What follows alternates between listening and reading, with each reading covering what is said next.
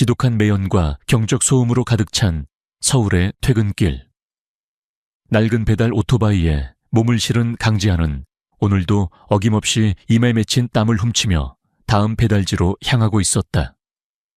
25의 젊은 나이였지만 그의 어깨는 이미 세상의 무게에 짓눌린 듯 무거워 보였다. 반지하 단칸방의 월세와 병상에 계신 어머니의 약값을 벌기 위해 그는 하루에도 12시간 넘게 이 도시의 거리를 누벼야 했다. 사람들은 그를 그저 가난한 배달부로만 알고 있었지만 그의 눈빛 깊은 곳에는 아무도 모르는 비밀과 함께 날카로운 지성이 숨겨져 있었다. 그의 유일한 위안이자 삶의 낙은 여자친구 이유라였다. 유라는 평범한 회사원이었지만 아름다운 미소와 따뜻한 마음씨를 가진 여자였다. 하지만 최근 들어 그녀는 지안의 가난에 지쳐가는 듯했고 그런 그녀의 곁을 노골적으로 맴도는 남자가 있었다. 바로 국내 굴지의 건설회사 사주 아들인 최민준이었다. 최민준은 잘생긴 외모와 막대한 재력을 앞세워 유에게 끊임없이 구애했고 동시에 지안을 만날 때마다 그의 초라한 행색과 직업을 비웃으며 모욕감을 주곤 했다. 오늘은 유라의 24번째 생일이었다.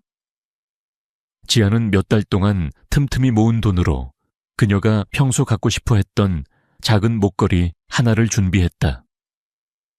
비록 최민준이 선물할 명품 가방이나 값비싼 보석에는 비할 바 못 되겠지만 그의 진심이 담긴 선물이었다. 그는 유라의 생일 파티가 열리는 강남의 한 고급 레스토랑으로 향했다. 공교롭게도 그 레스토랑의 케이크 배달 주문이 들어와 그는 배달부 유니폼 차림으로 그곳에 가게 된 것이었다. 레스토랑 입구에서부터 화려한 분위기가 그를 압도했다. 값비싼 드레스와 턱시도를 차려입은 남녀들이 웃고 떠들며 파티를 즐기고 있었다. 지안은 케이크를 전달하고 조용히 돌아설 생각이었지만 그의 눈에 익숙한 뒷모습이 들어왔다. 바로 이유라였다. 그녀는 눈부신 핑크빛 드레스를 입고 있었고 그녀의 옆에는 보란듯이 팔짱을 끼고 있는 최민준이 있었다.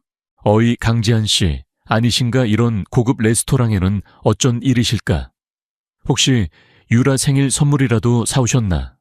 그 꼬질꼬질한 작업복 차림으로 최민준은 지안을 발견하자마자 기다렸다는 듯이 큰 소리로 그를 조롱했다. 주변 사람들의 시선이 일제히 지안에게 쏠렸고 몇몇은 대놓고 비웃음을 터뜨리기도 했다. 유라는 당황한 듯 어쩔 줄 몰라 했지만 그렇다고 최민준을 말리거나 지안을 감싸주지도 않았다. 그녀의 눈빛은 흔들리고 있었다. 지안은 애써 태연한 척하며 유에게 다가가 준비한 작은 선물 상자를 내밀었다. 유라야, 생일 축하해. 이건 내 작은 성이야. 하지만 유라는 그의 선물을 받지 않았다. 대신 그녀는 싸늘한 표정으로 그를 바라보며 말했다. 지안 씨, 우리 이제 그만 헤어져요. 그녀의 목소리는 얼음장처럼 차가웠다. 지안의 심장이 바닥으로 쿵 떨어지는 것 같았다. 뭐라고 유라야, 갑자기 왜? 더 이상은 못 참겠어요.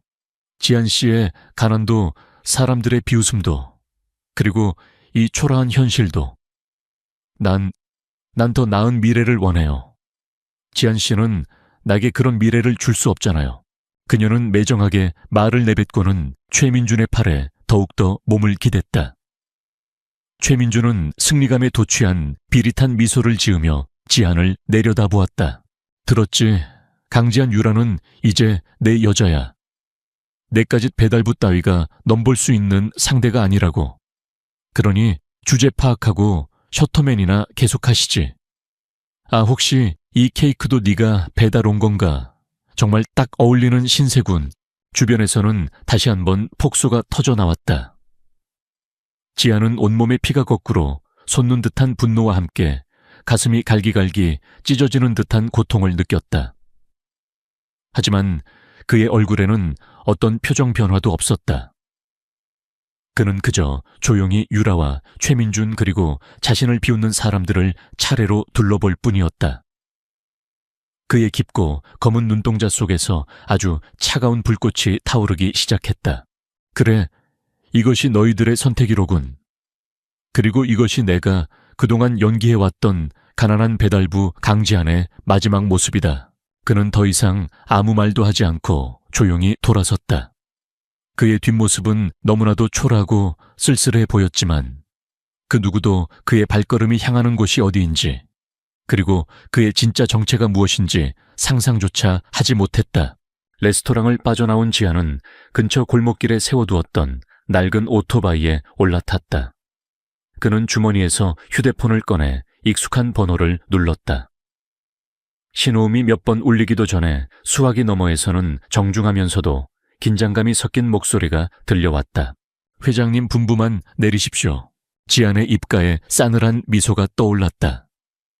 그의 목소리는 이전과는 전혀 다른 낮고 위험 있는 톤으로 변해 있었다. 김비서, 이제 그만 놀이를 끝낼 시간이다. 내가 한국으로 돌아온 진짜 이유, 이제부터 시작해야지. 우선 최민준 그놈과 그 집안에 대한 모든 정보를 다시 한번 정리해서 보고하도록. 그리고 이유라 그 여자에 대해서도 내가 없는 동안 그녀가 어떻게 변했는지 아주 자세히 알고 싶군. 알겠습니다, 회장님. 즉시 준비하겠습니다. 전화를 끄는 지아는 밤하늘을 한번 올려다보았다. 그의 눈빛은 더 이상 상처 입은 짐승의 그것이 아니었다. 모든 것을 지배하고 심판하는 절대자의 눈빛, 바로 그것이었다. 가난한 배달부라는 가면은 이제 벗겨졌다. 진짜 강지한, 아니, 어쩌면 그보다 훨씬 더 거대한 존재가 마침내 세상 밖으로 나오려는 순간이었다. 그의 귀환은 곧 엄청난 폭풍을 몰고 올 터였다. 그리고 그 폭풍의 첫 번째 희생자는 바로 최민준과 이유라가 될 것이었다. 강지한의 마지막 말이 끝나기가 무섭게 그의 허름했던 옥탑방은 온데간데 없이 사라지고 눈앞에는 뉴욕 맨해튼의 스카이라인이 한눈에 내려다 보이는 초호화 펜트하우스의 거실이 펼쳐졌다. 방금 전까지 입고 있던 낡은 배달부 유니폼 대신 그의 몸에는 최고급 맞춤 정장이 완벽하게 걸쳐져 있었다. 그의 곁에는 한치의 흐트러짐도 없는 자세로 김 비서가 대기하고 있었다.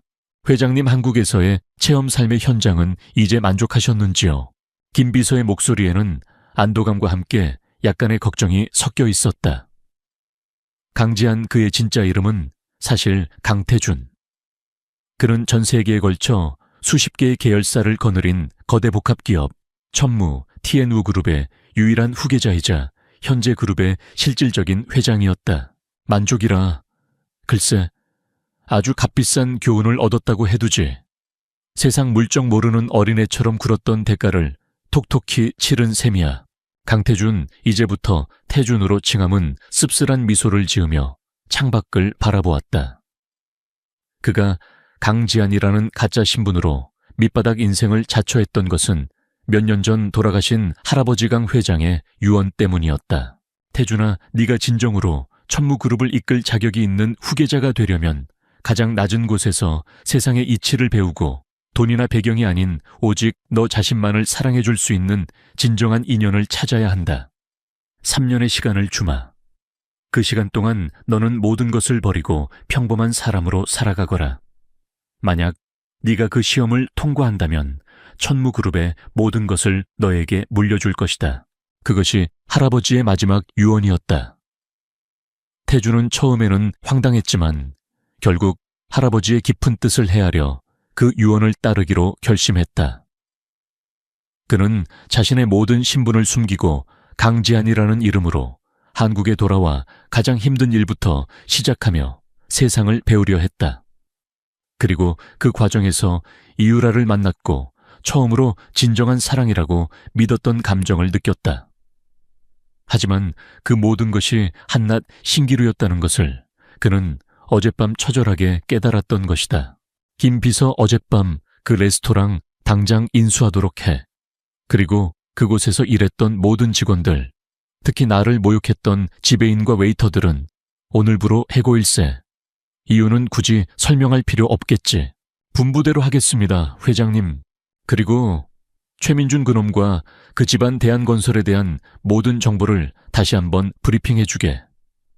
그동안 내가 너무 안일했어. 이제부터는 내가 직접 나서서 그들에게 진짜 세상이 얼마나 무서운 곳인지 가르쳐줘야겠네. 태준의 눈빛이 차갑게 빛났다. 그는 더 이상 사랑에 상처받고 좌절하는 순진한 청년이 아니었다. 그는 거대한 제국의 황제였고 그의 분노는 곧 엄청난 재앙을 의미했다. 다음 날 아침 서울 강남의 최고급 레스토랑 라벨르 에포크는 발칵 뒤집혔다. 레스토랑이 하룻밤 사이에 익명의 개인에게 통째로 인수되었다는 소식과 함께 어젯밤 파티에서 배달부 강지한을 모욕했던 지배인과 직원들이 전부 해고 통보를 받은 것이다. 새로운 주인은 모습을 드러내지 않았지만 그의 대리인으로 온 변호사는 우리 의뢰인께서는 더 이상 이곳에서 불쾌한 경험을 하고 싶지 않으시답니다. 라는 의미심장한 말만 남기고 떠났다. 이 소식은 최민준과 이유라의 귀에도 당연히 들어갔다. 최민준은 처음에는 그저 돈 많은 누군가의 변덕이라고 생각하며 코웃음을 쳤지만 어딘가 모르게 찜찜한 기분을 떨칠 수 없었다. 이유라 역시 마찬가지였다. 그녀는 어젯밤 강지한의 마지막 그 싸늘했던 눈빛이 자꾸만 떠올라 불안감을 감출 수 없었다. 며칠 뒤 최민준의 아버지 최 회장이 이사장으로 있는 한 자선재단의 익명의 기부자로부터 엄청난 액수의 기부금이 전달되었다. 그 액수는 최 회장이 평생 동안 기부했던 모든 금액을 합친 것보다도 훨씬 더 큰 것이었고 언론은 연일 이 얼굴 없는 천사에 대한 기사를 쏟아냈다.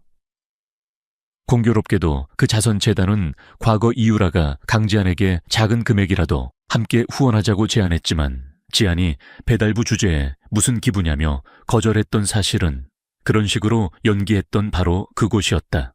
최 회장과 최민준은 자신들의 명예가 한순간에 바닥으로 떨어진 듯한 굴욕감을 느껴야 했다. 이 모든 일들이 우연이라고 하기에는 너무나도 절묘했다. 최민준과 이유라는 자신들도 모르는 사이에 거대한 보이지 않는 손이 그들의 주변을 맴돌고 있다는 것을 어렴풋이 느끼기 시작했다. 하지만 그들은 여전히 그 손의 주인이 바로 자신들이 그토록 경멸하고 무시했던 가난한 배달부 강지한이라는 사실은 꿈에도 상상하지 못하고 있었다. 한편 뉴욕의 펜트하우스에서 강태준은 김 비서로부터 모든 상황을 보고받고 있었다. 그는 자신의 계획이 순조롭게 진행되고 있는 것에 만족했지만 아직 본격적인 복수는 시작도 하지 않은 상태였다. 그는 먼저 최민준과 대한건설의 모든 약점과 비리들을 철저하게 파악하고 그들의 숨통을 단번에 끊어버릴 수 있는 결정적인 한 방을 준비하고 있었다. 그는 또한 이율에 대한 생각도 떨쳐버릴 수 없었다. 그녀에 대한 애정이 교차했다. 그녀의 배신은 그에게 깊은 상처를 남겼지만 한때나마 진심으로 사랑했던 여자이기도 했다. 그는 그녀가 자신의 선택을 얼마나 후회하게 될지, 그리고 진실을 알게 되었을 때 어떤 표정을 지을지 궁금했다. 어쩌면 그의 복수 계획 속에는 그녀를 위한 작은 깨달음의 기회도 포함되어 있는지도 몰랐다. 강태준은 자신의 책상 위에 놓인 천무그룹의 로고를 바라보았다. 하늘을 향해 포효하는 용의 형상. 그것은 그의 할아버지가 평생을 바쳐 이룩한 위대한 제국이자 이제는 그가 지켜나가야 할 숙명이었다. 그는 더 이상 강지한이라는 이름 뒤에 숨어 세상을 관찰하는 방관자가 아니었다. 그는 천무그룹의 회장 강태준으로서 자신의 제국을 위협하는 모든 적들을 응징하고 동시에 자신이 꿈꾸는 새로운 세상을 만들어갈 준비를 하고 있었다. 그의 다음 명령은 간결했지만 그 안에 담긴 무게는 천둥과도 같았다. 대한건설 주식 우리가 가진 모든 유동자금을 동원해서라도 최대한 확보하도록. 그리고 그들의 가장 중요한 해외 건설 프로젝트 무슨 수를 써서라도 우리가 빼앗아 온다. 최민준 그놈에게는 아주 특별한 선물을 준비해야겠지. 김 비서는 조용히 고개를 숙였다. 거대한 폭풍이 몰려오고 있었다. 그리고 그 폭풍의 눈은 이제 막 오만함에 취해 있던 최민준과 그의 가족들을 향해 정확히 움직이기 시작한 것이다. 강태준, 강재한 회장의 명령은 즉각적이고 무자비하게 실행되었다. 천무 TNU 그룹의 막대한 자금력과 정보력은 마치 거대한 쓰나미처럼 대한건설과 최민준 일가를 덮쳤다. 먼저 천무그룹은 비밀리에 운영해오던 투자 전문 자회사들을 통해 대한건설의 주식을 대량으로, 그러나 시장에 큰 충격을 주지 않는 방식으로 교묘하게 매집하기 시작했다. 동시에 대한건설의 주요 협력업체들과 핵심 기술을 보유한 하청업체들을 파격적인 조건으로 인수하거나 독점 계약을 체결하여 대한건설의 사업 기반을 서서히 잠식해 나갔다.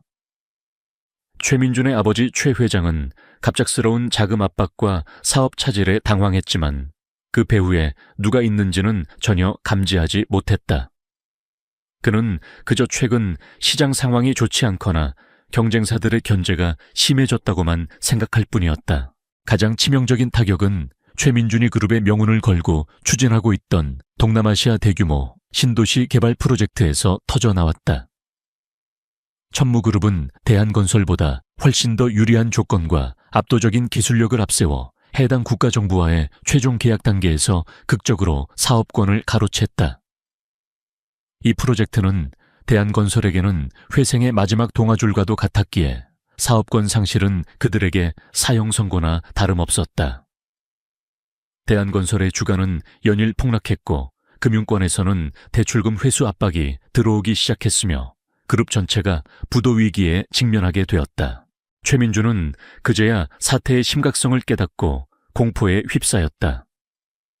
그는 아버지가 평생을 바쳐 이룩한 그룹이 한순간에 무너져 내리는 것을 속수무책으로 지켜봐야 했다. 그의 오만했던 얼굴에서는 핏기가 사라졌고 밤마다 악몽에 시달리며 신경쇠약 증세까지 보이기 시작했다. 그는 미친 듯이 이 모든 일의 배후를 찾아 헤맸지만 천무그룹이라는 거대한 장벽 앞에서 그의 모든 노력은 허사로 돌아갔다. 천무그룹은 너무나도 거대하고 비밀스러운 존재였고 그 실질적인 총수인 강태준 회장에 대해서는 알려진 바가 거의 없었다.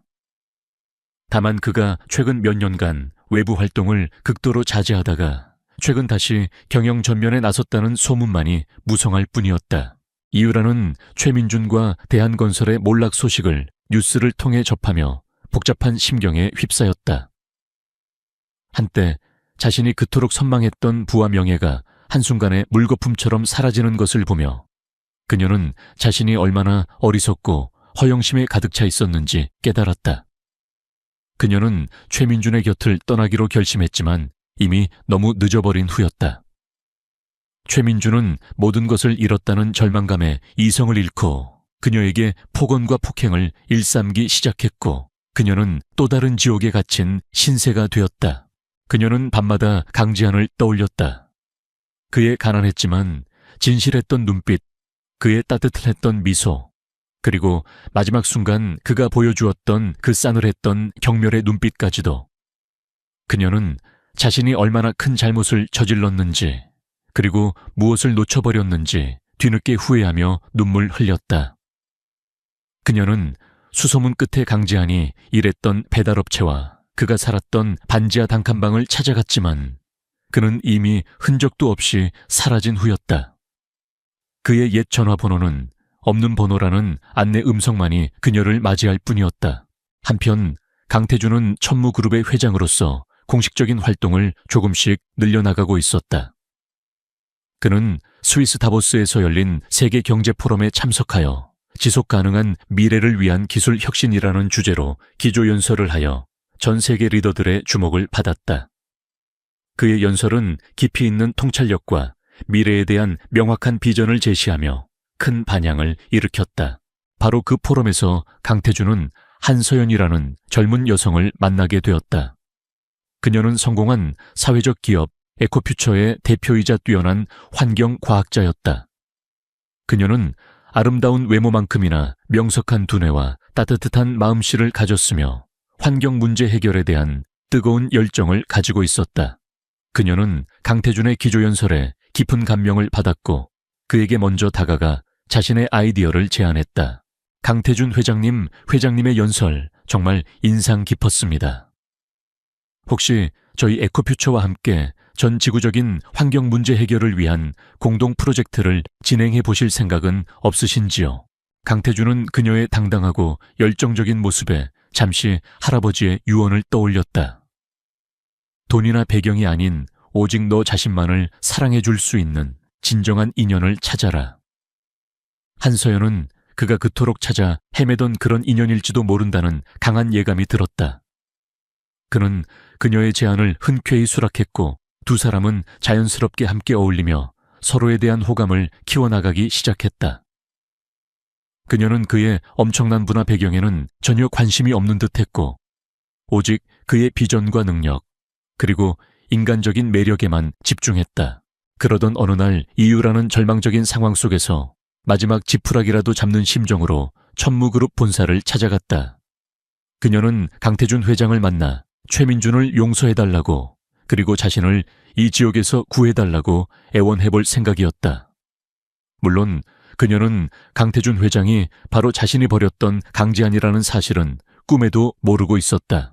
간신히 비서실을 통해 면담 요청을 한 그녀는 차가운 응접실에서 한참을 기다린 끝에 마침내 강태준 회장과 마주하게 되었다. 그가 방으로 들어서는 순간 이유라는 자신의 눈을 의심했다. 너무나도 익숙한 얼굴 하지만 전혀 다른 분위기. 그는 분명 강지한이었지만 동시에 자신이 알던 그 초라한 배달부가 아니었다.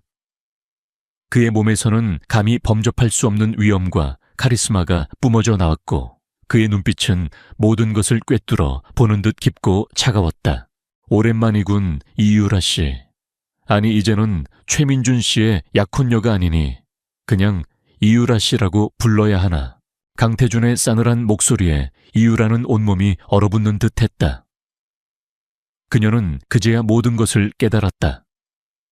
자신을 나락으로 떨어뜨리고 최민준을 파멸시킨 그 거대한 손의 주인이 바로 자신이 그토록 경멸하고 버렸던 남자 강지한이었다는 것을. 그녀는 그 자리에 주저앉아 오열하고 싶었지만 눈물조차 나오지 않았다. 엄청난 충격과 함께 자신이 저지른 어리석은 선택에 대한 처절한 후회만이 온몸을 휘감았다. 강태준은 그런 그녀를 무표정하게 내려다볼 뿐이었다. 그의 눈에는 어떤 동정심도 어떤 미련도 남아있지 않았다. 그녀는 이미 그의 인생에서 완전히 지워진 과거일 뿐이었다. 최민준은 자신의 세상이 무너져 내리는 것을 느끼며 절망의 나락으로 떨어지고 있었다. 그는 여전히 이 모든 일의 배후에 강지한이 있다는 것을 알지 못한 채 보이지 않는 거대한 힘에 의해 자신의 모든 것이 파괴되고 있다고만 생각하며 공포에 떨고 있었다. 그리고 이유라는 뒤늦게 모든 진실을 알게 되었지만 이미 그녀에게는 아무것도 남아있지 않았다. 강태준의 복수극은 이제 막 절정을 향해 치닫고 있었다. 그의 차가운 분노는 아직 식지 않았고 그가 되찾아야 할 것은 아직 많이 남아있었다. 그리고 그의 곁에는 이제 한서연이라는 새로운 희망이 함께하고 있었다. 이유라와의 짧고 차가운 만남 이후 강태준, 강지한은 최민준과 대한건설을 향한 압박의 수위를 더욱더 높여나갔다. 그의 목표는 단순한 사업적 경쟁에서의 승리가 아니었다. 그는 최민준과 그 가문이 과거 자신에게 안겨주었던 것과 똑같은 아니 그 이상의 절망과 굴욕감을 느끼게 해주고 싶었다. 최민준은 연이은 사업 실패와 자금 압박, 그리고 정체 모를 거대 세력 천무그룹의 전방위적인 공격에 거의 이성을 잃어가고 있었다. 그는 여전히 이 모든 일의 배후에 강태준이라는 인물이 있다는 것은 꿈에도 생각하지 못한 채 그저 운이 없거나 혹은 누군가의 음해에 빠졌다고만 생각하며 허둥댔다. 그의 오만했던 자신감은 온데간데 없었고 초조함과 불안감만이 그의 얼굴에 역력했다. 궁지에 몰린 최민준은 결국 가장 어리석은 선택을 하고 말았다. 그는 천무그룹이 최근 가장 공들여 추진하고 있던 친환경 에너지 자회사 솔라드림의 핵심 기술을 빼돌리려 한 것이다. 그는 거액의 돈으로 솔라드림, 내부 연구원을 매수하고 경쟁사에 기술을 팔아넘겨 천무그룹에 타격을 입히는 동시에 자금난을 해결하려 했다. 어쩌면 이것으로 강태준이라는 정체모를 거물의 관심을 다른 곳으로 돌릴 수 있을지도 모른다고 그는 생각했다. 하지만 그의 모든 움직임은 이미 강태준의 손바닥 안에 있었다. 김 비서가 이끄는 천무그룹의 정보팀은 최민준의 모든 통화 내역과 자금 흐름, 그리고 그가 매수한 내부 연구원의 신원까지 정확히 파악하고 있었다. 강태준은 최민준이 스스로 함정에 빠져들도록 일부러 미끼를 던져주었고 그는 예상대로 그 미끼를 덥석 물었다. 최민준이 빼돌린 기술 자료를 경쟁사에 넘기려던 바로 그 순간 미리 대기하고 있던 검찰과 경찰이 현장을 덮쳤다. 그는 산업 스파이 및 기술 유출 혐의로 현장에서 긴급 체포되었고 그가 매수한 내부 연구원 역시 공범으로 함께 체포되었다. 언론은 이 사건을 대대적으로 보도했고 대한건설과 최민준의 이미지는 회복 불가능할 정도로 나락으로 떨어졌다. 설상가상으로 이 사건을 조사하는 과정에서 최민준이 과거에 저질렀던 다른 비리들과 불법적인 행위들까지 속속들이 드러나기 시작했다. 그는 이제 자신의 죗값을 치르기 위해 차가운 감옥에서 남은 생을 보내야 할지도 모르는 처지가 된 것이다. 이유라는 이 모든 상황을 뉴스를 통해 접하며 참담한 심정을 금할 수 없었다. 한때 자신이 모든 것을 걸고 선택했던 남자가 이제는 파렴치한 범죄자로 전락한 것이다. 그녀는 최민준에 대한 마지막 남은 일말에 연민마저 사라지는 것을 느꼈다. 그리고 동시에 강태준이라는 남자에 대한 경외감과 함께 알 수 없는 죄책감이 더욱더 그녀를 짓눌렀다. 그녀는 몇 번이고 강태준에게 연락하여 사죄하고 싶었지만 차마 용기가 나지 않았다. 그녀는 그에게 이미 씻을 수 없는 상처를 주었고 이제 와서 어떤 말로도 그의 마음을 되돌릴 수 없다는 것을 잘 알고 있었다. 그녀는 그저 자신의 어리석었던 과거를 후회하며 조용히 자신의 죗값을 치르는 길만이 남아있다고 생각했다. 그녀는 모든 것을 정리하고 아무도 자신을 알지 못하는 곳으로 떠나 새로운 삶을 시작하기로 마음먹었다. 그것이 그녀가 할 수 있는 유일한 속죄의 방법일지도 몰랐다. 한편 강태준은 최민준의 몰락을 지켜보면서도 어떤 특별한 감정도 느끼지 않았다. 그에게 최민준은 더 이상 복수의 대상조차 아니었다. 그는 그저 자신의 길을 가로막았던 하찮은 장애물에 불과했다.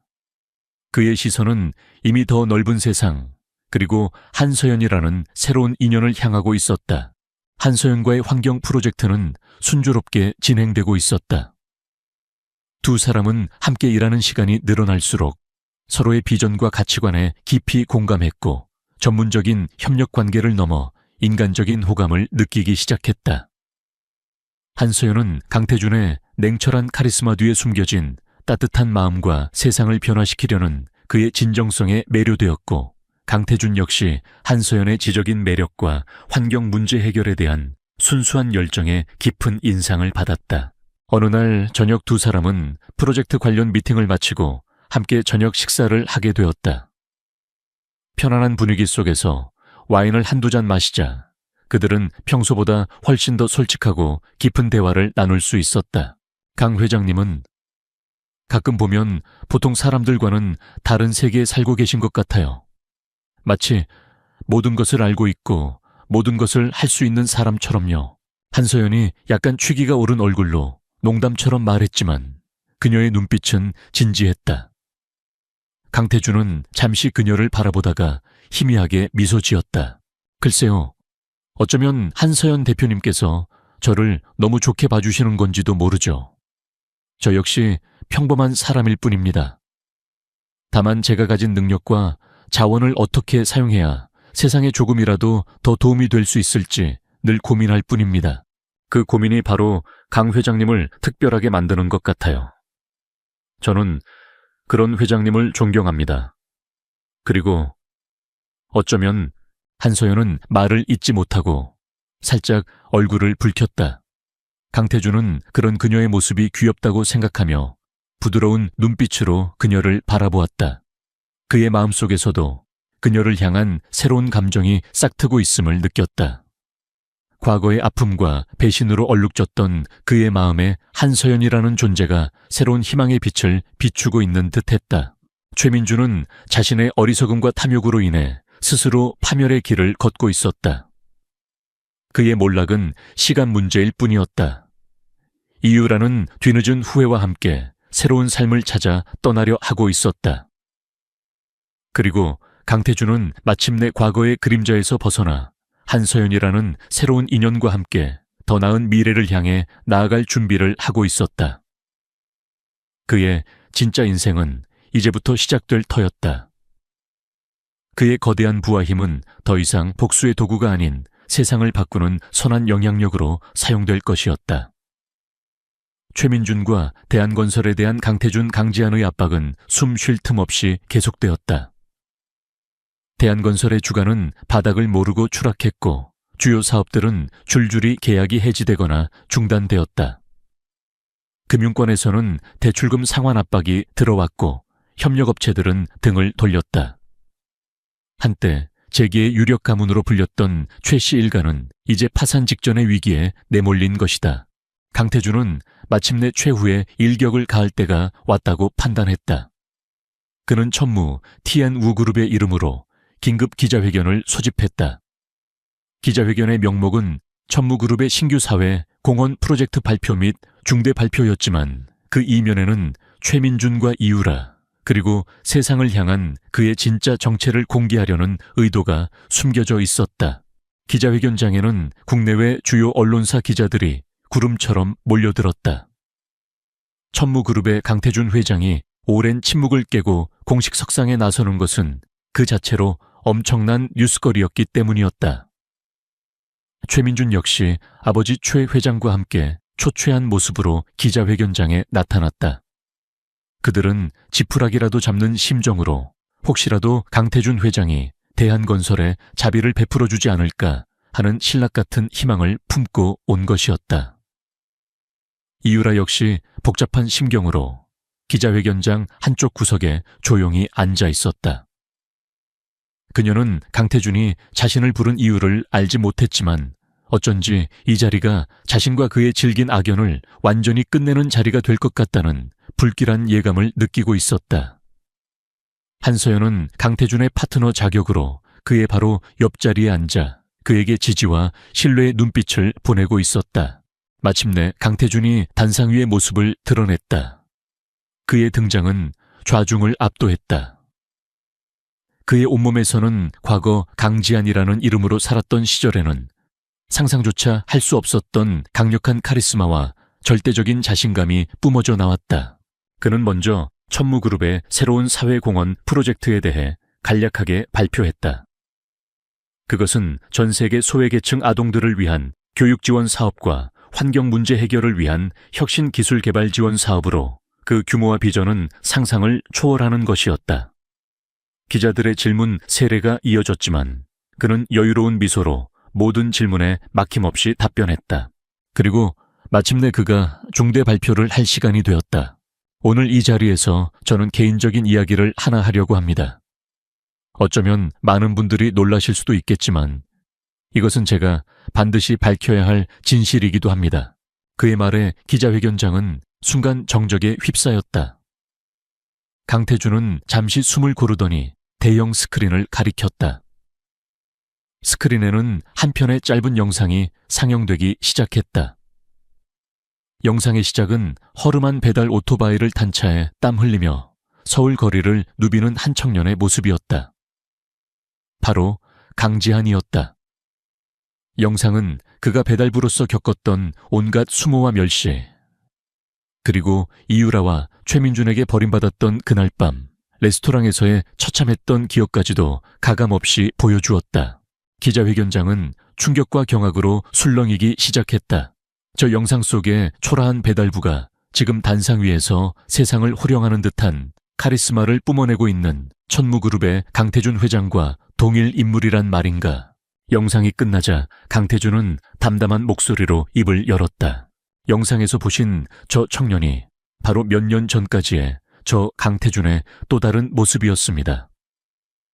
저는 돌아가신 할아버님의 유언에 따라 잠시 모든 것을 내려놓고 가장 낮은 곳에서 평범한 사람으로 살아가며 세상의 이치를 배우고 진정한 인연을 찾으라는 시험을 받고 있었습니다.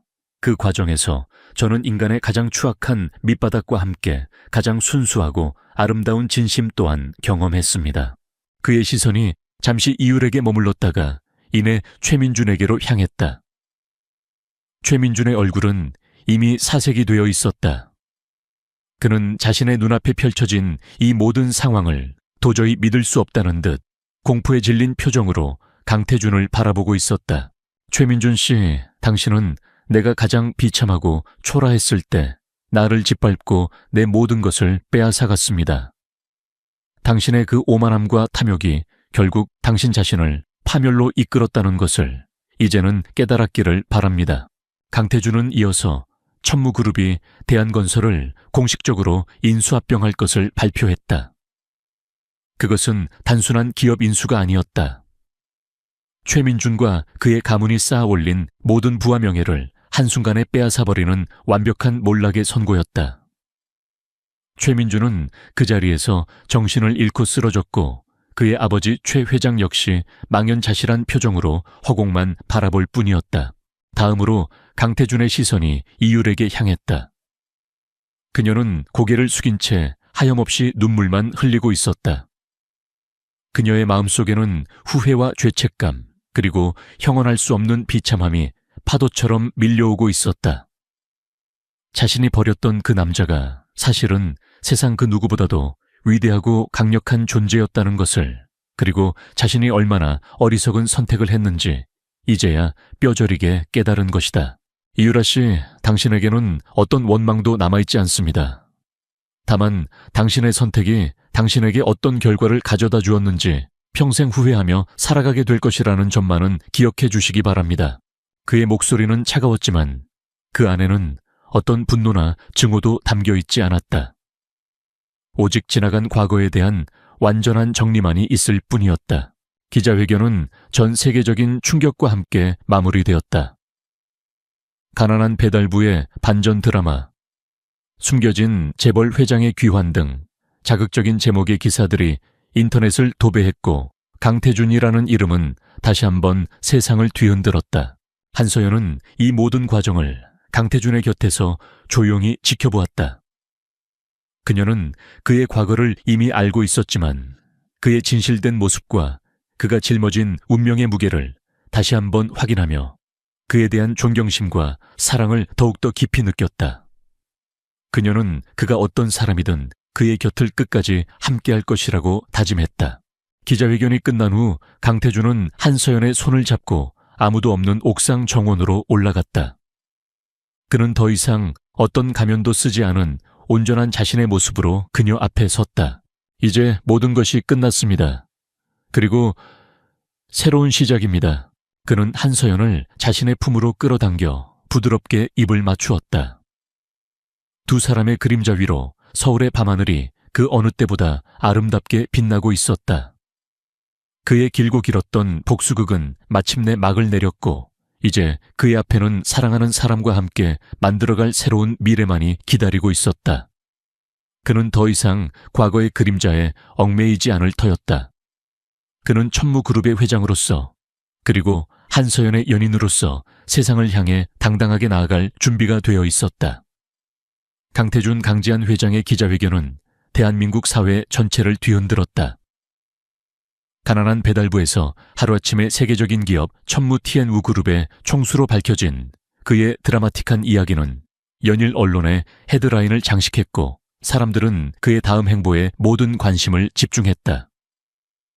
반면 대한건설의 최민준과 그의 아버지 최 회장은 한순간에 나락으로 떨어졌다. 천무그룹의 대한건설 인수합병 발표와 함께 과거 그들이 저질렀던 온갖 비리와 불법적인 행위들이 담긴 증거 자료들이 익명의 제보를 통해 검찰과 언론에 동시에 공개된 것이다. 최 회장은 충격으로 쓰러져 병상에 눕게 되었고 최민준은 모든 것을 잃었다는 절망감과 함께 강태준에 대한 참을 수 없는 분노와 증오심에 휩싸였다. 그는 자신이 그토록 무시하고 경멸했던 배달부 강지한에게 모든 것을 빼앗겼다는 사실을 도저히 받아들일 수 없었다. 그의 비뚤어진 자존심은 그를 더욱더 위험한 생각으로 이끌었다. 그는 강태준을 파멸시킬 수만 있다면 자신의 모든 것을 걸고서라도 마지막 발악을 하기로 결심했다. 최민준은 과거 자신이 알고 지내던 어둠의 세력과 접촉했다. 그는 남은 재산을 모두 털어 전문 킬러들을 고용하고 강태준과 그의 새로운 연인으로 알려진 한서연을 동시에 제거할 계획을 세웠다. 또한 그는 천무그룹이 최근 야심차게 추진하고 있던 글로벌 데이터 센터의 핵심 서버에 치명적인 바이러스를 심어 그룹 전체를 마비시키려는 음모까지 꾸몄다. 그의 계획은 치밀하고 잔혹했으며 성공한다면 강태준에게 회복 불가능한 타격을 안겨줄 수 있을 터였다.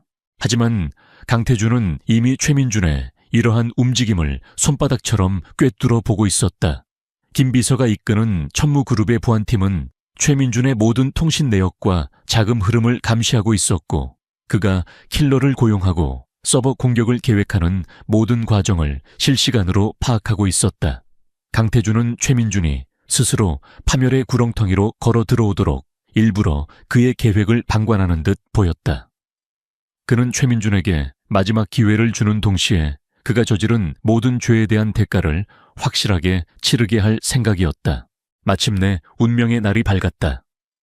최민준이 고용한 킬러들이 한서연이 참석하는 자선 행사장과 강태준의 개인 집무실을 동시에 급습했다.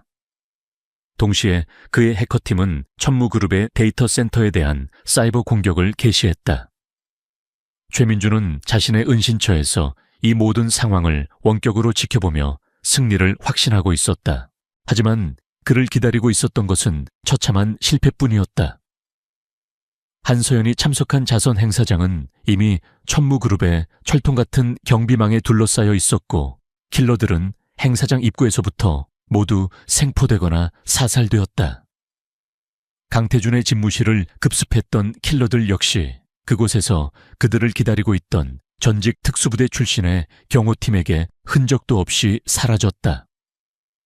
강태준 자신은 조금의 위협도 느끼지 않은 채 오히려 여유로운 미소로 이 모든 상황을 즐기고 있는 듯했다.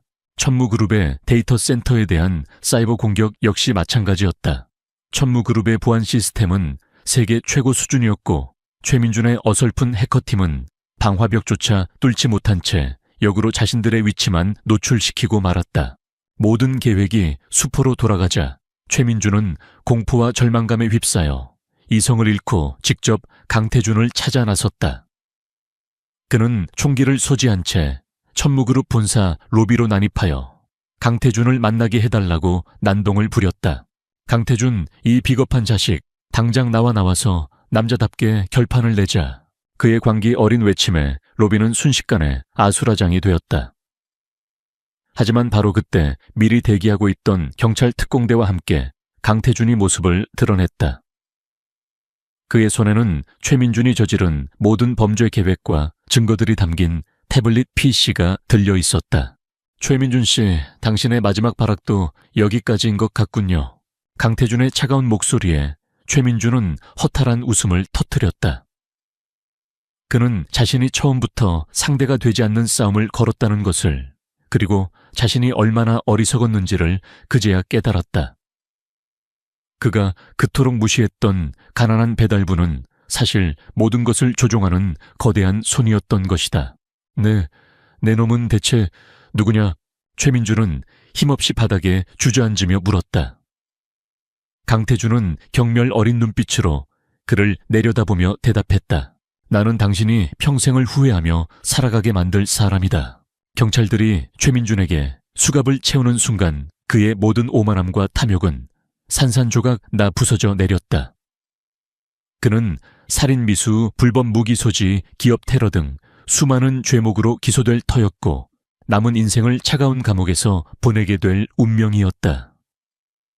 그의 아버지 최 회장 역시 아들의 범죄를 방조하고 비자금을 조성한 혐의로 검찰 조사를 받게 되었고, 대한건설은 결국 역사 속으로 사라지게 되었다. 이유라는 이 모든 과정을 뉴스를 통해 지켜보며 하염없이 눈물을 흘렸다. 최민준의 추악한 실체와 자신의 어리석었던 과거 선택에 대한 후회, 그리고 강태준이라는 남자에 대한 알 수 없는 감정들이 뒤섞여 그녀의 마음을 복잡하게 만들었다. 그녀는 모든 것을 정리하고 조용히 한국을 떠나기로 결심했다. 어쩌면 그것이 그녀가 과거의 잘못을 조금이나마 속죄하고 새로운 삶을 시작할 수 있는 유일한 길일지도 몰랐다. 그녀는 떠나기 전 강태준에게 짧은 편지 한 통을 남겼다.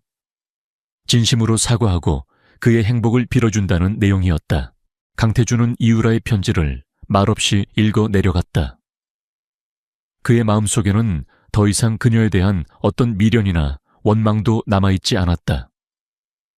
그는 모든 과거를 정리하고 이제 한서연과 함께 새로운 미래를 향해 나아갈 준비가 되어 있었다. 그는 최민준의 몰락을 통해 세상에 강력한 메시지를 전달했다. 진실은 언제나 승리하며 오만한 자는 반드시 그 대가를 치르게 된다는 것을. 그리고 그는 자신의 막대한 부와 힘을 더 이상 개인적인 복수나 만족을 위해 사용하지 않을 것이라고 다짐했다. 그의 곁에는 이제 그를 이해하고 지지하는 한서연이 있었고, 두 사람은 함께 천무그룹을 더욱더 위대한 기업으로, 그리고 세상을 더욱더 살기 좋은 곳으로 만들어갈 꿈을 꾸고 있었다. 그의 진짜 인생 2막은 이제 막 시작된 것이다. 최민준과 그의 아버지 최 회장에 대한 법의 심판은 신속하고 엄정하게 이루어졌다. 그들이 저지른 수많은 범죄 행위들은 낱낱이 드러났고, 주범인 최민준에게는 수십 년의 징역형이, 최 회장에게도 중형과 함께 막대한 벌금형이 선고되었다.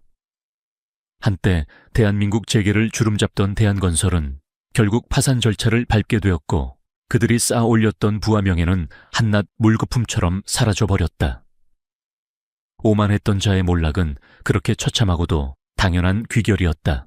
이유라는 최민준의 재판 과정을 지켜보며 깊은 회한과 자기 반성의 시간을 가졌다. 그녀는 모든 것을 정리하고 조용히 한국을 떠나 아무도 자신을 알지 못하는 외국의 작은 도시에서 새로운 삶을 시작했다. 그녀는 강태준에게 남긴 편지에서 진심으로 자신의 과오를 사죄했고 그의 행복을 빌어주었다. 그녀의 삶은 분명 쉽지 않겠지만 이번 경험을 통해 진정한 가치가 무엇인지 깨달았기를, 그리고 언젠가는 자신만의 행복을 찾을 수 있기를 강태준은 멀리서나마 빌어주었다. 모든 복수가 끝나고 과거의 악연들이 정리되자 강태준의 마음에도 비로소 평화가 찾아왔다. 그는 더 이상 강지한이라는 가짜 신분 뒤에 숨어 세상을 관찰하거나 복수심에 불타 밤잠을 설치지 않아도 되었다.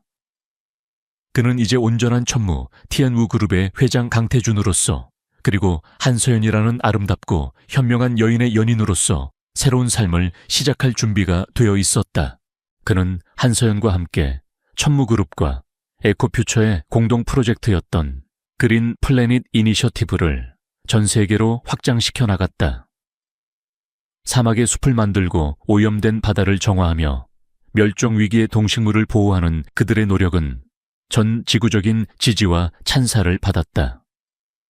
천무그룹은 더 이상 단순한 이윤, 추구 기업이 아니었다. 강태준의 리더십 아래 천무그룹은 사회적 책임을 다하고 인류의 지속 가능한 미래를 위해 헌신하는 윤리적인 글로벌 기업으로 거듭나고 있었다. 그는 과거 강제한으로 살았던 시절 경험했던 서민들의 아픔과 고통을 잊지 않았고, 기업의 이익을 사회에 환원하는 다양한 정책들을 적극적으로 추진했다. 강태준과 한서연의 관계는 시간이 지날수록 더욱더 깊고 단단해졌다. 그들은 서로의 꿈과 비전을 공유하고 서로의 가장 든든한 지원군이자 동반자가 되어주었다. 그들의 사랑은 화려하거나 요란하지 않았지만 서로를 향한 깊은 신뢰와 존경, 그리고 따뜻한 배려로 가득 차 있었다. 어느덧 3년이라는 시간이 흘렀다.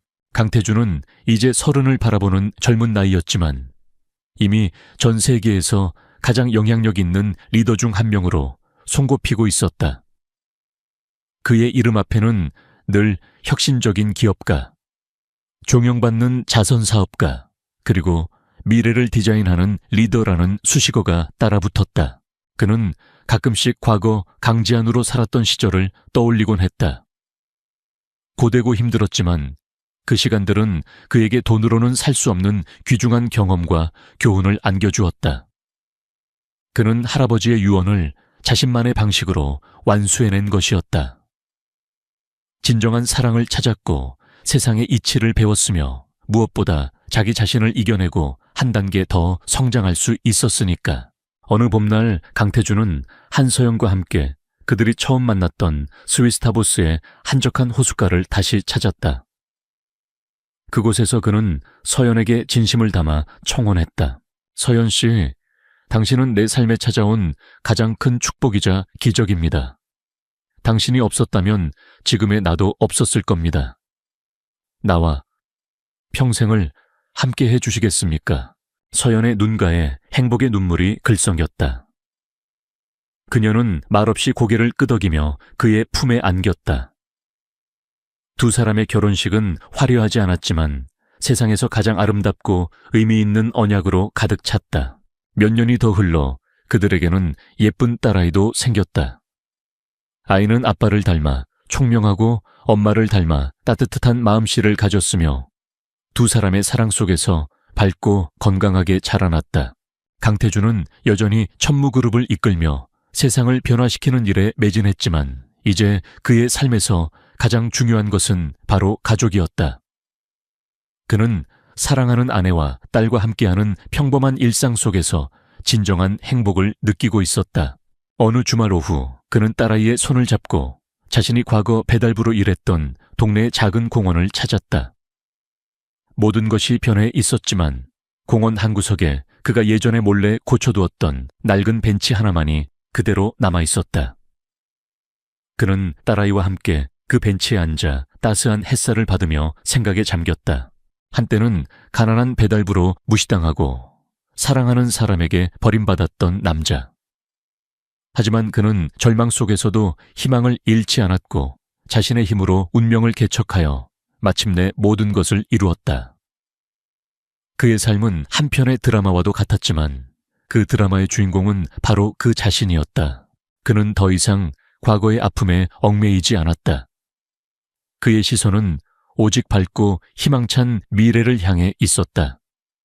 그의 곁에는 사랑하는 가족과 그를 믿고 따르는 사람들이 함께하고 있었고 그의 손에는 세상을 더욱더 아름답게 만들 수 있는 무한한 가능성이 쥐어져 있었다. 그의 진짜 전설은 어쩌면 지금부터가 시작일지도 몰랐다.